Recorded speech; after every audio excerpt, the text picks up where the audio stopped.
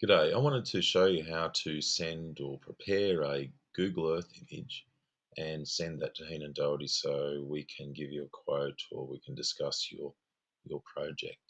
So the first thing you need to do is go to your browser and just if you haven't got Google Earth, and download it. Following that process, then open the application. So that's what we're going to do now. And once you've opened that, and as you can see, we use GoogleEarth Pro. It costs us about $400 a year. And big difference is that it gives you the capacity to make some movies with it. And also, but the biggest thing that we look at is um, the screen resolution is actually printed. So when you use the free version, you don't get anywhere near as high a resolution when you save an image or print it. That's the big difference. You can have a look at through Google Earth by using this tooltips if you're new to it, and sometimes it updates new features and whatnot as well. So we'll get out of there for the moment.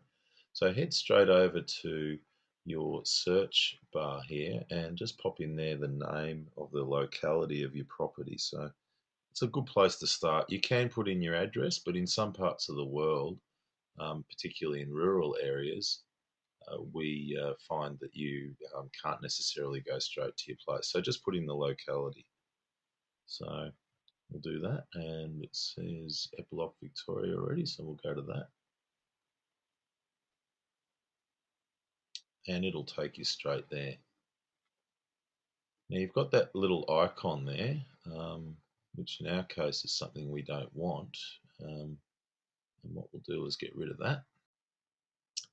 And what we'll now do is just zoom into the property a bit. So you should know where your property is. Just have a bit of a look around. You can see some of the features. If you need to put roads on there or any sort of labels, then pop one of those on.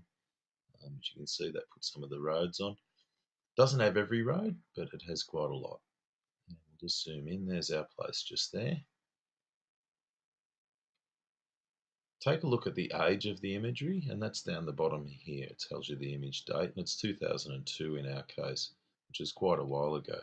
It's also got the projection information here. It can be longitude or latitude, and in this case it's UTM data. It also has the altitude that the cursor is at across the map. It's not super accurate, but it's not a bad guide.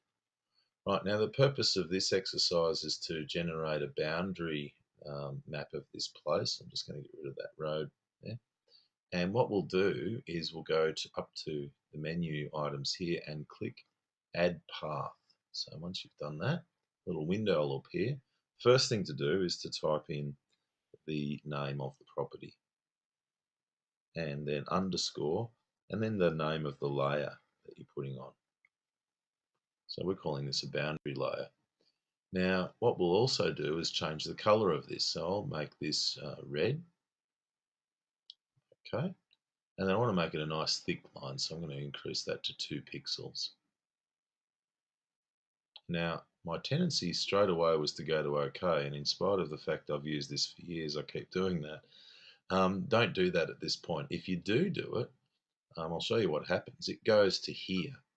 Now, if it goes to here by doing that, what you can do is just right-hand click on it, and then just go to Get Info or Properties, I think it says in Windows.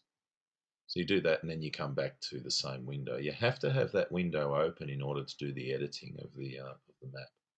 Right, so let's go to one of the corners, and there's one that I see right there, and I'll just touch on the map with my cursor.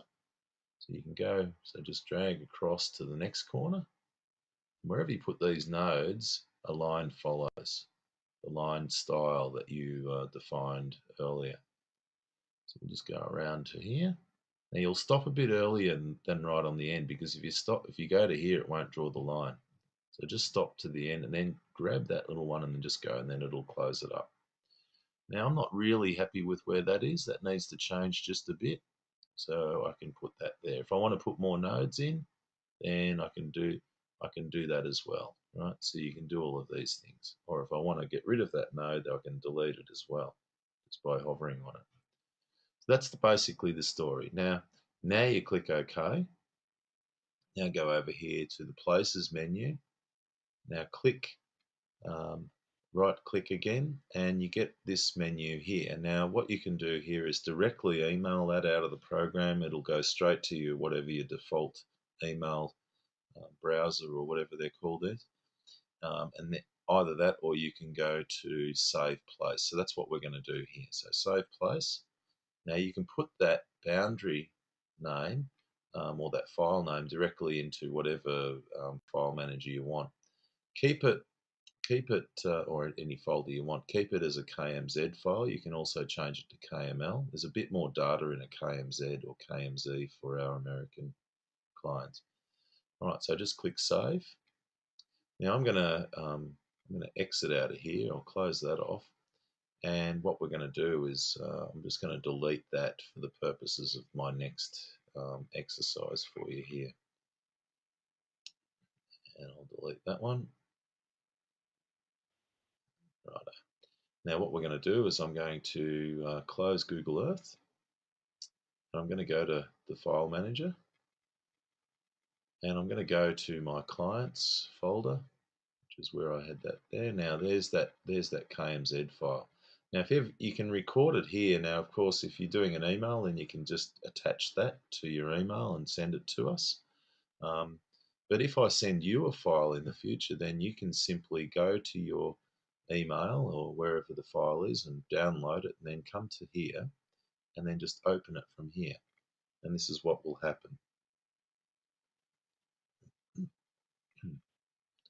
It'll come straight into Google Earth. And then when it's in there, it'll go straight to your property. You can see it's come up here and it'll go straight there. Okay. All right. Now, if we ever do any design work or catchment areas or any sort of to and fro revision work, that's the way we generally send it. We can do all sorts of things like that. What we can also do, and I'll show you here while we're at the whole Google Earth thing, is I'll just get rid of that, is let's have a look at this property. We can just click on here,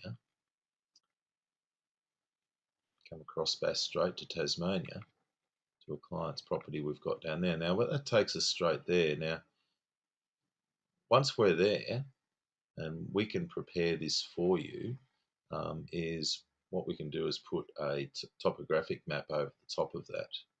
And here you can see one that we've taken from the government, and this is what's called a topographic cadastral map. Now with that, just zoom this up so it's not oblique.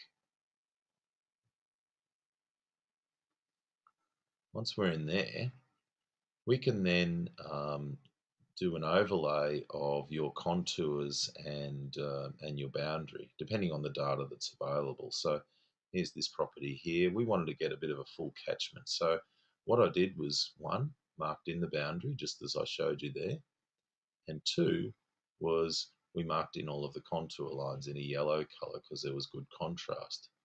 Now what I'm going to do is take away that original overlay, and that leaves behind quite a decent contour map. Not too many contours on this property, it's quite flat, and these are government contours which are at best between 5 to 10 metres, 20 to 30 feet plus in intervals, so you don't get that much. But for me, it gives me a reasonable idea of the shape of the property, which helps us, after we've listened to your brief, give you a good price on what our services will cost, whether it's a online EHD style consultancy or where we do a site visit and on-site based consultancy. So I'll show you another example of where we've done this on a smaller property. Which one are we going to look at? This one here, just to give you another indication of how this process works with the different data that's available. So in this case, we're in Gippsland, and not a bad image. And you can see when you go oblique on here, you do get a bit of a shape of the land.